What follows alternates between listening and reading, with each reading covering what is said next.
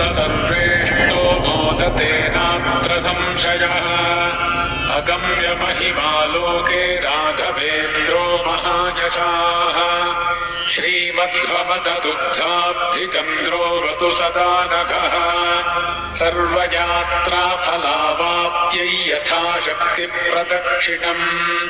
करोमि तव सिद्धस्य वृन्दावनगतञ्जलम् शिरसाधारयाम्यद्य सर्वतीर्थफलाप्तये सर्वाभीष्टार्थसिद्ध्यर्थम् नमस्कारम् करोम्यहम्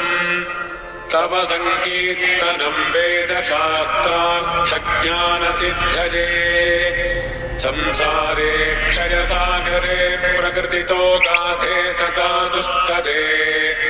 सर्वावत्यजलग्रहैरनुपमैः कामादिभङ्गाकुले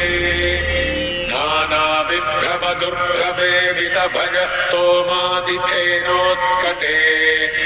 दुःखोत्कृष्टविषयसमुद्धर गुरो मामग्नरूपम् सदा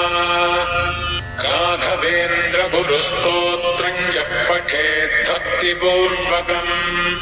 तस्य कुष्ठादिरोगाणाम् निवृत्तिस्त्वरया भवेत् अन्धोऽपि दिव्यदृष्टिः स्यादेडमूकोऽपि वाक्पतिः पूर्णादुःपूर्णसम्पत्तिस्तोत्रस्यास्य जपात् भवेत् यः पिबेज्जलमेतेन स्तोत्रेणैवाभिमन्त्रितम् तस्य कुक्षिगता दोषाः